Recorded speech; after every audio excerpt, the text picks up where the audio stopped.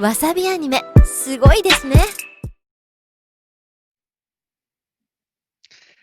All right. Hi, everybody. My name is Daniel Diaz Brock, and I am the owner and creator of Critical Fit, a role playing game that gets you fit. And today I am doing a presentation on game design, and it's called From Idea to Reality. Before we get started, I'd like to thank all of you for being here, and I'd like to thank WasabiCon for allowing me to host this panel and share some of this information with you guys. Uh, just as a quick disclaimer, we are going to be taking questions during this panel. I will have kind of set breaks in which to answer those. So if you have any questions, drop them in the chat. I am looking at the chat, and just let me know what you would like to hear me talk about, or if you need something clarified at the end of each section, I'll address those questions. We're running for about 50 minutes today. So without further ado, let's go ahead and get started. First, who am I? That's me, Daniel Diaz Brock, photo by Corey Torgeson, wonderful photographer who's worked with WasabiCon in the past. I am the creator of Critical Fit. I am an exercise physiologist. I graduated with my Bachelor's of Science in Health Science from UNF in 2015. And I am a game designer. My current published works include the Critical Fit fitness role playing system and the Champions of Lagarin fitness card game, which we'll go over in a little bit. So let's talk about ideation. And a lot of the things that I'm going to talk about in this panel are going to be examples from my experience designing Critical Fit version 3.0, which will be coming out later this year. So I'll go over not only the concepts of how to do what you want to do, but also how I expressly did them. So it can give you sort of a little bit of concrete feedback on the challenges you might face. So first thing is ideation. What type of game do you want to make? So there's lots of types of games out there, particularly in the tabletop realm. You have things like Gloomhaven and Solitaire. Technically counts as a tabletop game. So are you looking to make a single player game, a 1v1 game like War, a multiplayer game like a Dungeons and Dragons, a Gloomhaven, a Settlers of Catan, something like that? Or a card game, or are you looking to make an application that actually manages all the number crunching for you? This is a decision that you want to make pretty early on. With CritFit 3.0, we started with the idea that we wanted to make a game that would be played with multiple people with a coach or fulfilling that dungeon master role, but ever since the pandemic hit, we have shifted into a game that works as well solo as it does in a group and can be played remotely. So flexibility is extremely important when you're designing. What is your mission? So you need to create a mission statement for your product. What does your product do?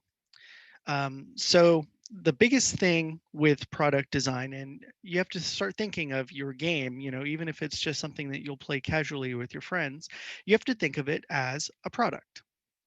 It is something that fulfills a need for a consumer. So what does your product do? In the case of Critical Fit, it gamifies fitness so that people who may not be inclined to go to the gym and exercise are actually inspired to, and they enjoy doing it. So that's what my product does. When you go to develop your product, think about what niche it fills in the market. Okay. A great example of niche marketing is the Scrub Daddy. I don't know if anybody knows what that is. It is a little yellow sponge that has a little happy face on it. It was on Shark Tank. Somebody picked it up. And they sold millions and millions of units, and they're all over Bed Bath and Beyond and everything. They made millions and millions of dollars. But it's a niche that it's a it's a loofah basically that looks happy to see you. So um, it did what sponges did not do in the past, and people were just really tickled by that, and they bought a ton of them. Um, and why should people play your game versus others already out in your niche? Now, this can be a tough thing from a video game perspective. You look at things like MMORPGs, wherein Square Enix decided they wanted to make a new MMO called Final Fantasy XIV, and it was going to go up against World of Warcraft, which was and is still the giant in the industry. So the developers at Square started thinking, okay, well, what makes our game different? So they designed their game to fill a different sort of niche within a niche of MMORPGs in order to um, separate themselves from WoW. And that's the same thing that you have to do when you're thinking about your game's mission statement. Why should people play your game? What are they getting out of your game? And to accomplish this, we're going to dive into a little bit of consumer psychology. So, we're going to talk about the hooked model. Now, this is from a great book called Hooked by Nir Eyal. If you are curious about Hooked, you can look up the book Hooked on Amazon. It's a great read. I believe the hardcover is about $20, and it's Kindle enabled. Or you can watch one of Nir's many YouTube TED Talks, wherein he talks about how this model works. And Nir is actually a game designer.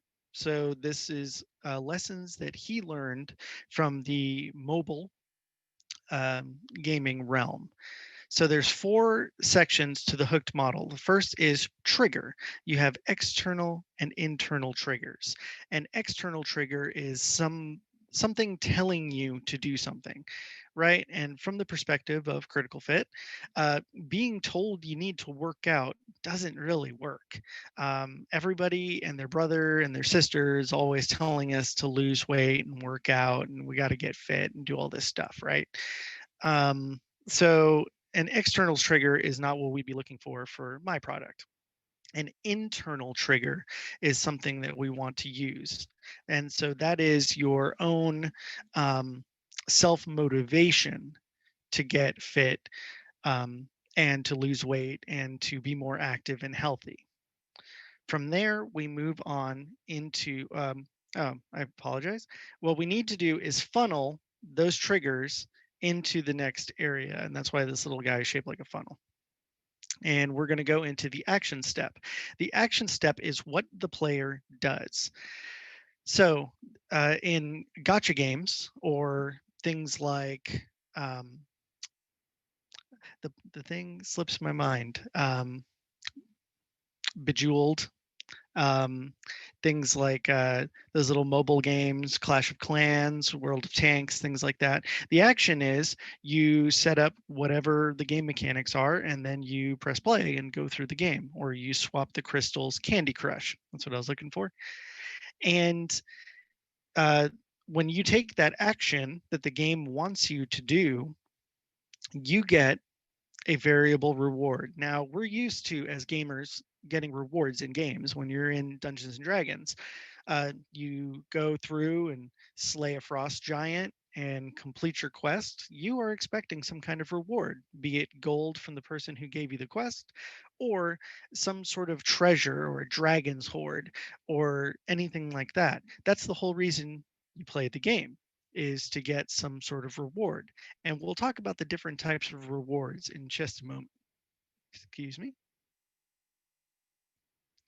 All right. So from there, we go into investment. Now, investment can mean a repeat purchase from your consumer, or it can mean just an investment of time. If time is important to you and how your players are interacting with your game, then that is considered your investment.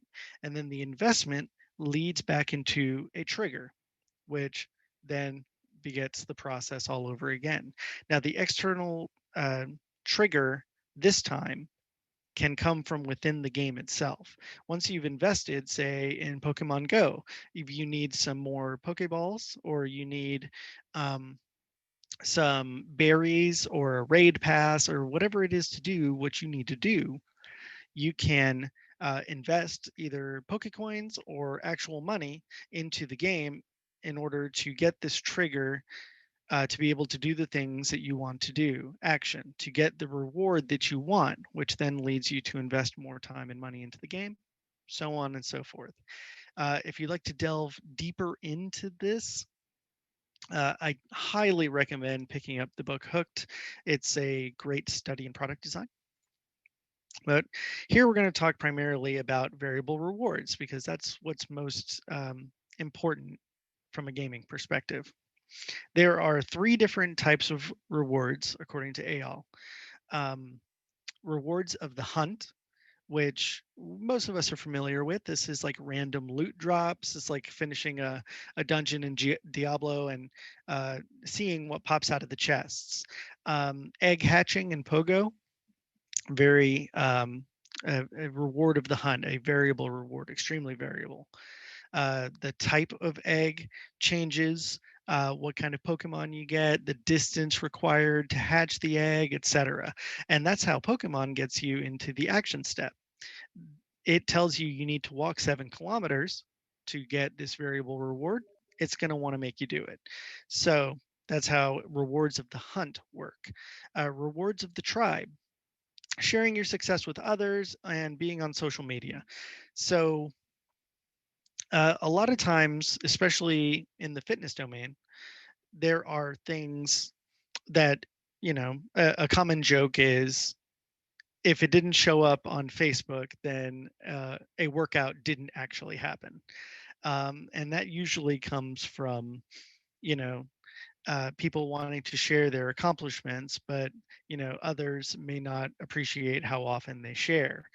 Um, But if you are working within your tribe, meaning other people who play the same game that you do, sharing your success with others is actually a very good motivator. And people love to see more likes and shares and comments on their posts, encouraging them. So, rewards of the tribe can be very important in fostering community within your game. And then we have rewards of the self. So this is a trigger all about showing competency and completion. So we've all experienced rewards of the self through every RPG that we've ever played. That is leveling. There's something really satisfying about having a max level character, or even a character that's higher level than someone else you know. Um, it shows that you've gotten better at playing the game. You know more than you did before, or you know more than somebody else. Or a lot of us have an intrinsic need to complete something. So, Gerard Khalil, the completionist, he's made a career off of completing games and talking about them. And so he is definitely motivated by rewards of the self. So you can use all three of these. In CritFit 3.0, we have rewards of the hunt, which are random loot that comes after defeating bosses and workouts.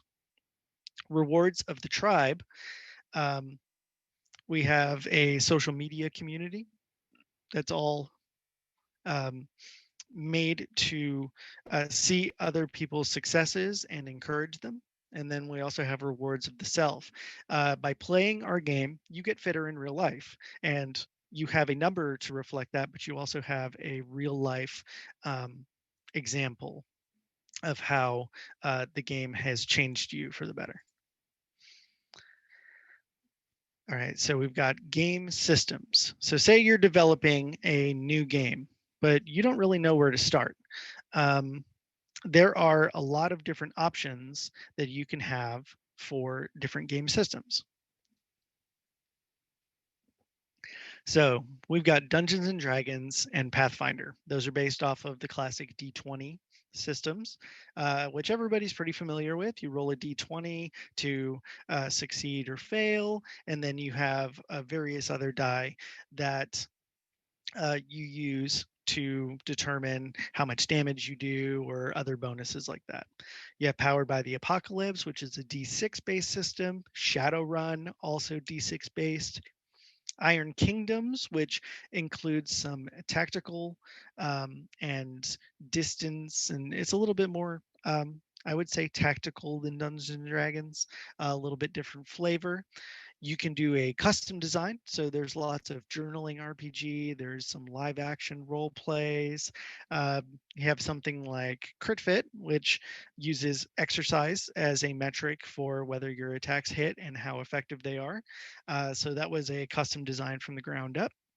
And then you have card games, which you have things like Magic the Gathering, obviously, the Yu-Gi-Oh card playing game, um, Keyforge, just a large number of different card games, Final Fantasy, TCG, Pokemon, TCG, etc.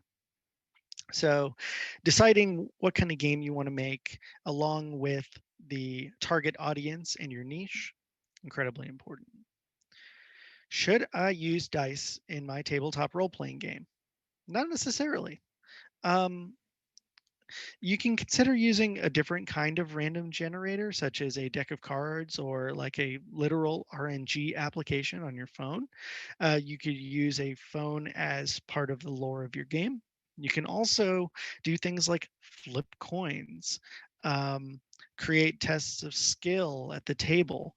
All kinds of different options exist. Don't feel like your game needs to have dice to be a successful TTRPG. It doesn't have to be. Um, Many versions of CritFit during development issued dice completely. We did eventually bring back just a single D20 for those things that you can't solve with your fists, but we'll get into that in a little bit. So, writing out your ideas. So there's various ways that you can just get your ideas down on paper. The cheapest method is Google Docs.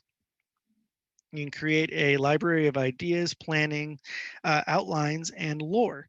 And then you have a paid method, which is World Anvil, which you can store maps in. You can create lore guides and create a wiki that your players can search for other information here. So I'm just going to pop up one of my Google Docs here for you so you can see how I organize it.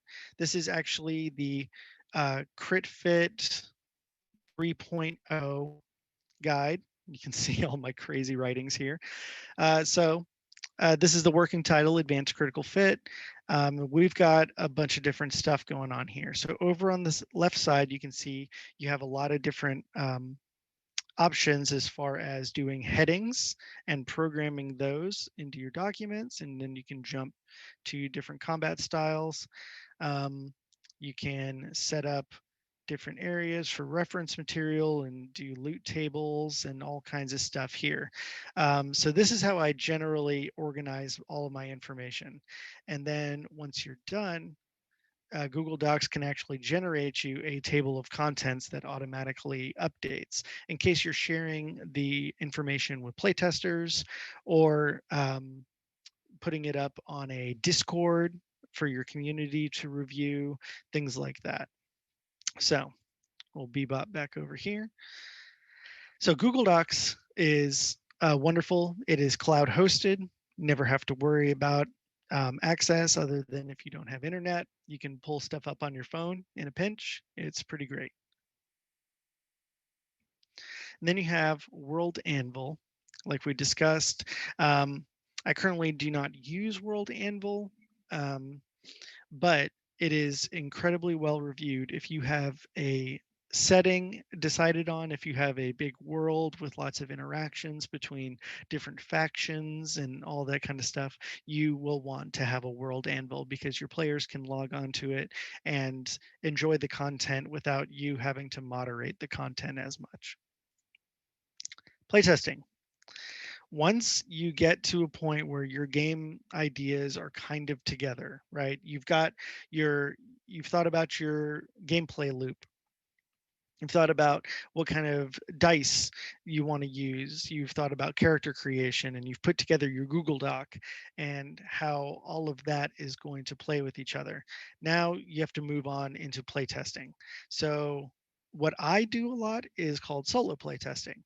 I will give myself a scenario. I will um, generate a random character. I'll do my own fitness tests.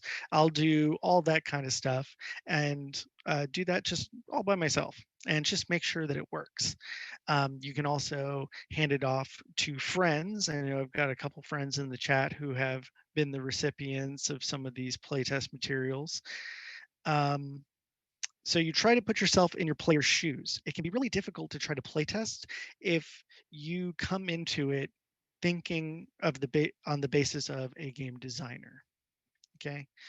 Um, if you come in and you are thinking about, well, the number curves on this aren't quite right, and should this be a D6 or a D8? Throw all that stuff out the window. When you start playtesting, think about a player coming to your information for the very first time. Is the communication effective? Are all of the things that the player needs to know um, sufficiently communicated? And then you can also run the game one on one. So you can guide someone through the actual process of running the game, or you can have someone try to run it for you. And you can do this over Zoom calls. You can do this in person with members of your family, your friends, whatever you'd like to do. But keep a notebook, keep a Google Doc with everything that you encounter, and ask your friends and playtesters to write down anything they could possibly think. As far as communication goes, if something wasn't quite clear, and then you can go back and edit your playtest guide. Right? We have multiplayer playtesting. So this is um, stressful, to say the least. What we did for CritFit 3.0 was we created a Discord and we put the rules up and some sample quests and some raids and just told people to go at it and have fun. And um, multiplayer playtesting requires some thick skin, especially if you do what we did, which was like an open alpha and just had anybody and everybody from the community who wanted to come in and try. The the big thing is you are going to get some comments, and especially since it's not in person, it can be kind of rough to have people criticize something that you worked really hard on. But you have to view everything through an air of improvement to the final product. Even if somebody had a negative experience, you want to turn that around and see how you can turn that negative experience into a good experience. The same rules apply as with solo playtesting. You want to give the rules to a willing game master, in our case, it's called a coach, and have them try to run the game as written. You can play with the group, note down any areas of confusion, and you can utilize a Discord to organize your players and feedback. And then you can do fun stuff like organize little events in the Discord, or just generally make some good human connections. So that concludes the first section of the game design area. Got an eye on the chat, but I don't see anything currently. I'll take just a quick second here and allow any questions to come in.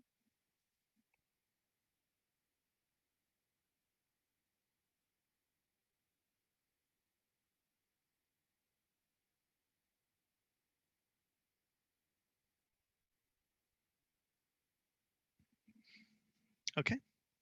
Then we will move on into the presentation part of our panel.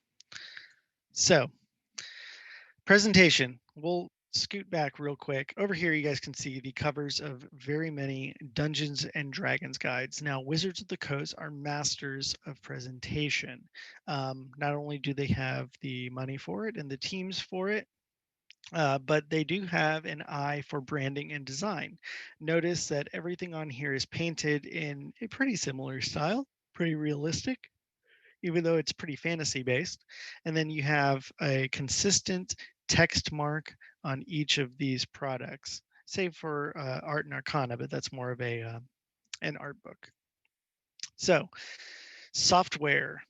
We can't start any discussion of production of a game without talking about software. Okay. So if you're doing a one-page RPG, which I've seen several on itch.io lately, you can use something like Canva. It's free. You can just log on and throw up some good one-page layouts. They've got some great templates. You could do a brochure type design if you wanted to print it out and fold it up, and you can hand it out, free RPGs at cons or anything like that. You've got Microsoft Publisher, which is your a pretty basic layout editing tool. I know a lot of people who actually do full work in Publisher. It's not my preferred program, but it does come with Microsoft Office. And if you already have Microsoft Office, it's a good option to go ahead and get started learning the basics of layout. Here are the products that I use over here. You've got Adobe InDesign.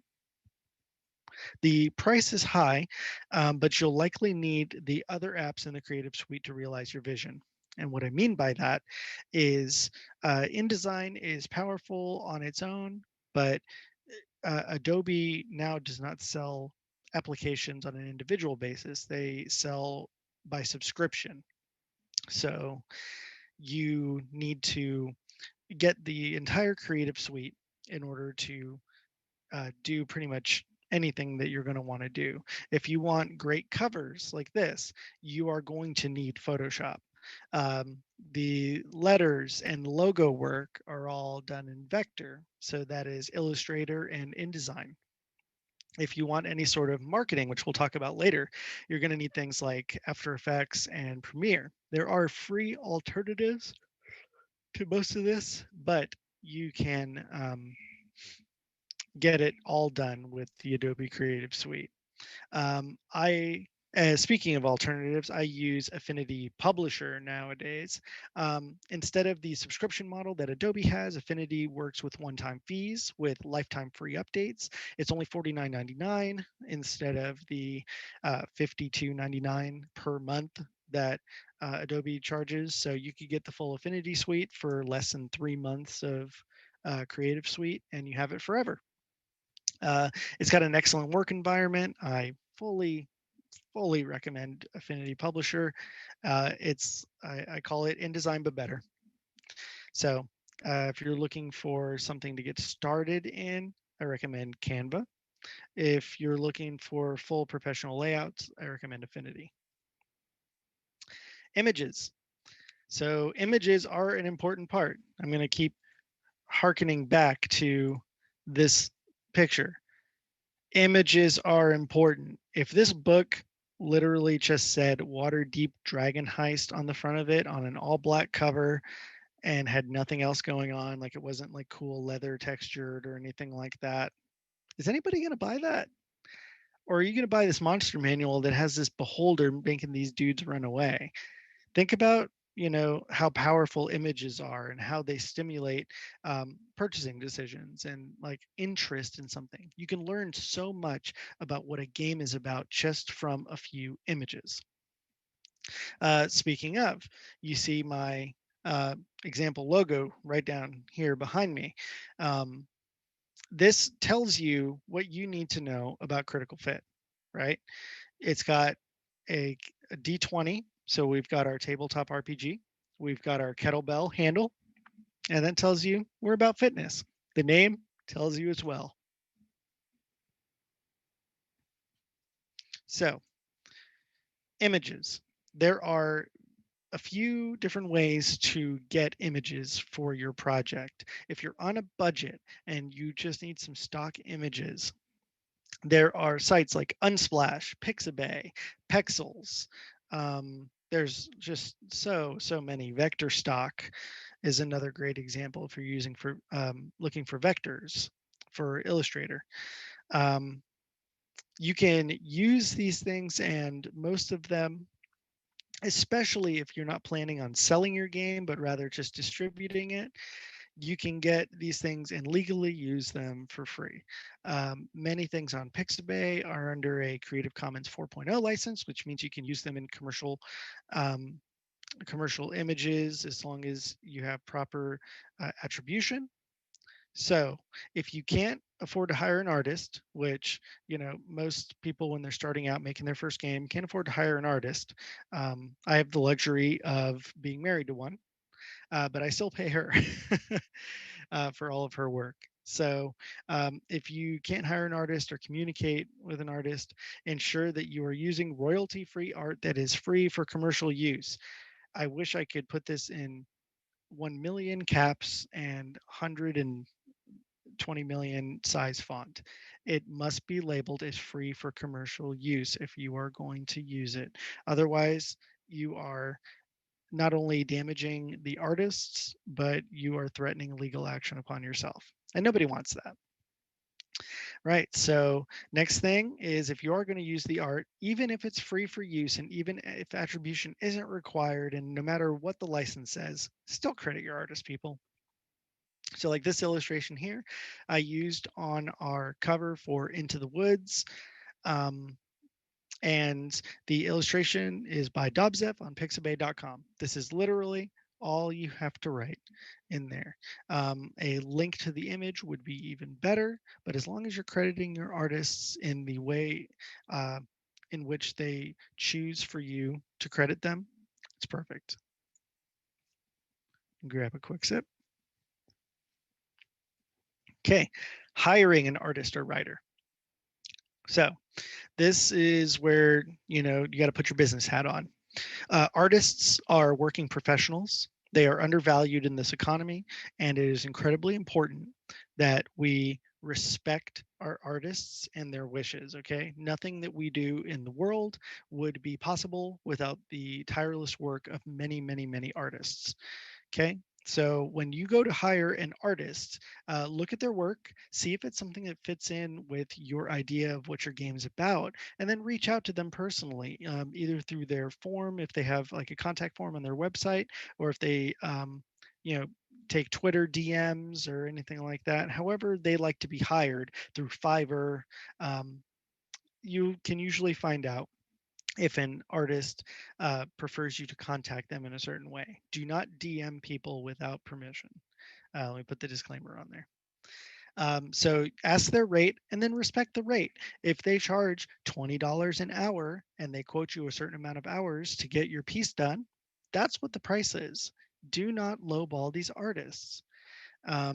You need to give them a reasonable time frame for completion of the artwork.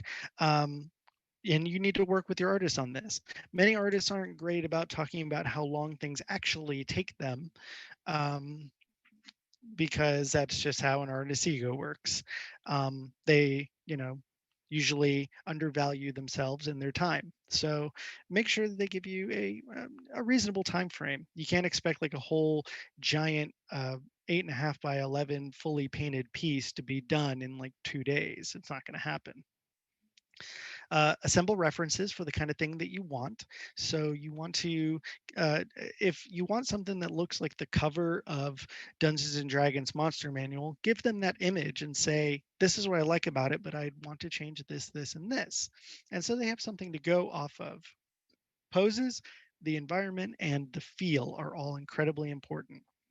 So it might be embarrassing, but think about sending an like a pose reference, like get somebody to, if you need to hold a sword and you're doing like the Obi-Wan thing from episode 2, send them that doofy picture and that'll give them something to go off of, and then they'll make something that really suits your vision. If you need to hire a writer, same things apply. Standard writing rates are between 10 to 12 cents per word. So if you are hiring somebody for an RPG project, expect to spend, like for an adventure, at least between 1,000 to 5,000 words, and then be prepared to back that up financially. You have to value their time. Most artists and writers operate on work for hire contracts. which means they sacrifice to their rights to the work after the contract is fulfilled. This is very important because as artists essentially give up the rights to their work, this is how a lot of things like in Magic the Gathering get done. People submit art for consideration to get hired by Wizards of the Coast, but don't understand that they are actually sacrificing their rights by submitting it to Wizards. So be very, very careful. Make sure that you are upfront. You may need to draft a contract. If you're not familiar with drafting a contract for work for hire, consult a lawyer. Very serious. Protect yourself, protect your artists, protect your writers. Um, you can also work out royalty deals with your writers and artists. It adds another layer to your workflow. So if I hired a writer and said, "Hey, you're going to get a 35% royalty on this on top of what I paid you for your work for hire," um, every sale that um, of that piece that they wrote, I would have to pay them, and keep track of that independently. Now, there's lots of budgeting apps and all that stuff, but it's just another layer into your workflow. If you can, pay more upfront on a work for hire contract and move on. Pay your artists and writers once again. When you are moving into design in Publisher, you want to think about fonts. So I use defont.com. You need to use the advanced search to ensure your fonts are 100% free. You do not want to use a font in your piece that is, under any sort of protection or anything like that if you're going to sell it without first purchasing a license for this font. Same rules as art. Um, Another great resource that I didn't put on here is Google Fonts. So Google Fonts, you can actually search for something that looks great, and Google Fonts is cool enough that it gives you like suggested fonts to pair with it. So you could choose one for your heading and then one for your body text, and they'll look great together. The advantage of using Google Fonts is later on when we get to website marketing, you can use that to make sure that your brand is cohesive. So layout tips. You want to write your game in a word processor first. So this could be Microsoft Word, Google Docs, whatever you want. You should format your body text in 2 columns. A large block of text that is just the width of the page is a nightmare to read, and it's a nightmare to lay out. So you want to format your body text in 2 columns. Fonts should not be smaller than 10 point for readability. This goes for both digital books and for print books. If you get smaller than 10 point font, it's like trying to read one of those tiny pocket Bibles. You don't, it's a mess. Just don't do it. Use 2 to 3 different fonts at most. And this is a layout thing. If I use Allegria Sans SC, which is this font here, that you see on the top there from idea to reality. And then I use like 7 other fonts in the body of the thing. It just starts getting confused and the viewer doesn't know where to look. You want to use a mix of serif and sans serif fonts. So for example, like down here, I use the sans serif, which is Allegria Sans SC. I mix that with Ovo, which is a serif font in the body text, which is said to be easier to read. And here you can see the difference. You can see a sans serif font doesn't have like the little dealies that come in. A serif font does. And so the red sections here, you can see what the serifs are. You want a 1/8 inch margin around text and images to make sure you preserve the content. There might be printing errors when we get to printing, and you want to make sure that you have enough space that in case there's a printing error, your content does not get cut off. Most printers will require a certain amount of what's called bleed. You should have 2 to 5 core colors in your document. If you're using Canva, they have a tool for this. It's actually super, super cool. And then if you make a text, making your text pop back against your background is incredibly important. When we look at something like this, the image is on a tan sort of weathered page document, and then we've got a really dark brown that contrasts beautifully and also looks really old. So it's a great it's a great contrast there. So here we've got our two columns. We've got some artwork uh, breaking up, and then we've got two fonts, one with the serif and one sans serif down here. We got a background and a border. Um, when we move on to promotion, so after you've got everything kind of put together, you've got your presentation done, you've hired a layout artist to look over everything, you've got an editor, um, you then move on into promotion. So you want to think about branding, branding, branding, and I've talked about that a few times. Um, so it all starts with the name.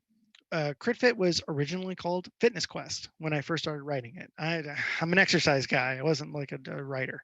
So Fitness Quest versus Critical Fit. Which one do you like better? Like Fitness Quest sounds like super boring. Um, and that is the feedback that I got from my friends and relatives who I pitched the idea to, and they were just like, Fitness Quest, okay. But Critical Fit's a good play on words. We like it. So that's what hit home with our target audience. Speaking of reaching your target audience, you want to think about how to target certain recipients for this information. And you do that through hashtags on Facebook, Instagram, and Twitter, or reaching out to certain communities, going into Facebook groups, and just letting them know who you are and what you do. Don't necessarily try to sell your game to them, but just let them know this is what I'm working on. And you generate engagement in that way. So engagement is incredibly important. It drives all of your social media metrics. The more that people like, share, subscribe, comment, etc., ring the little bell, ding ding, all that stuff um, goes into how well your posts are going to do on social media. Um, Image sizing is super crucial. If you've got your image sizes and they are not set up properly for all of your social media platforms, you are going to look like a hot mess. So this stuff changes every year for some reason, like Facebook and Instagram and everybody changes their stuff up all the time. You can look up little cheat sheets. Like here, I've got one from 2019 that I need to update. I just did all of our 2020 stuff yesterday, which really late, but we had the new logo and everything to debut, so I just did that. And let's get into publishing. Real quick, does anybody have any questions?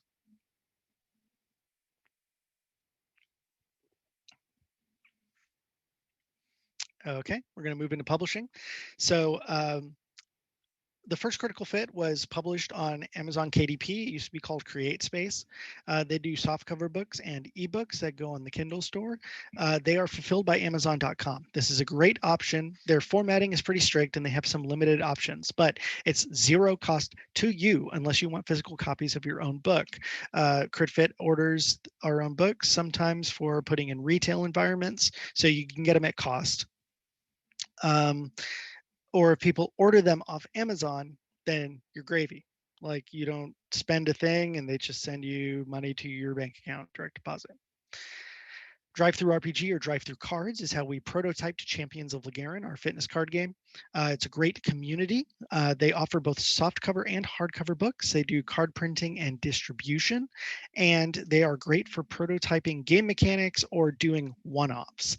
They also do on-demand card printing. So if you have a card game that you're making and you don't want to pay to like get 1,000 copies of your card game made, you just put it up on Drive-Thru Cards and people can get them to order. You have online printers. This includes places like Print Ninja as well as printers on Alibaba.com. The pricing is usually better, but they require a huge order. When I say a huge order, when I reached out for Champions of Lagarin, they needed a minimum of 5,000 units, which came out to about $30,000 or so to print everything. I didn't have that money up front, so we didn't go in that direction, even though it was the preferred method of like offshore printing and doing all that kind of stuff. What we did do was we went through to local printers. We used More Than Ink. They are local to us here on Jacksonville's west side. And they can usually do more than the things that are listed on their website. You can do a site visit, or you can just call More Than Ink. Um, and they can tell you everything they do. Obviously, your best printing is going to be at higher quantities, and you are you have and they're an ideal thing for local distribution as well. If you need to get things printed and then moved out to other areas, they can actually mail things for you. It's pretty great. And you have the pleasure of supporting local jobs and local business instead of going offshore. You'd be surprised with the sort of pricing that you can get. We were actually able to very competitively price against doing offshore by going through More Than Ink. So here's an example of what they can do. This is our card game, Champions of Lagarin. Uh, the box was actually printed offshore because of a limitation with onshore printing of boxes. It was a mess. And then we've got our card game here, and these are the actual cards. They're beautiful, they're glossy, the colors are rich, and they actually packaged everything for us and boxed everything, and we were ready to go. So we've got basically the end of the presentation here. But real quick, I just want to talk about all the different things that we have going on. Obviously, Critical Fit 3.0 or Advanced Crit Fit will be coming out later this year. That'll be a digital experience through our website, www.critical.fit. We also have YouTube videos and all kinds of social media content. You can follow us at Roll Critical Fit. If you have any questions about today's programming or today's panel or any of the stuff that I talked about from a business perspective, or you want some clarification on some things, feel free to reach out to me directly. My email address is criticalfitrpg@gmail.com, and you can support us through our Patreon. And get awesome rewards like play Crit Fit with us via Zoom calls and get daily workouts and loot and all kinds of fun stuff by going to patreon.com/rollcriticalfit. If you do decide to go on this adventure of designing and making your own game, know that it will be difficult, but the feeling of getting that first email from somebody who says your game like is super fun, I had such a great time playing with my kids, the first time you get tagged in an Instagram post where somebody says, you know, you changed their lives or you made something extremely fun for them, it is so worth every bit of blood, sweat, and tears that you'll put into your product. um, if you ever need a signal boost or just some advice on how to proceed, please reach out to me directly. I'm always here. Thank you so much for tuning in, and thanks to WasabiCon again for hosting us and putting on this great event so that everybody can experience some semblance of normalcy in what are proving to be pretty wild times. Um, so I want to thank you all again and have a great rest of your convention. We'll talk soon.